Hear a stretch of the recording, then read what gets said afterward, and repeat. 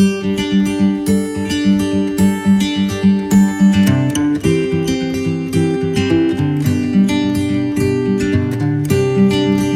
lahat ng bagay nadadaan sa paghihintay.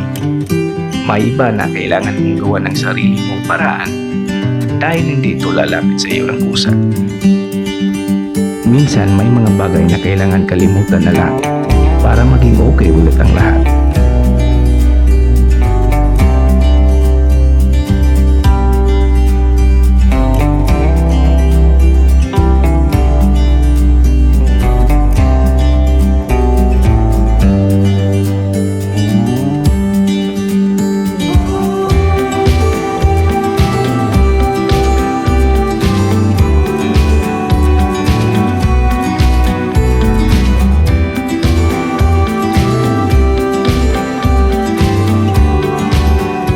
Kapag ang asukal na basa, nalulusaw at maaaring mawala ang tamis.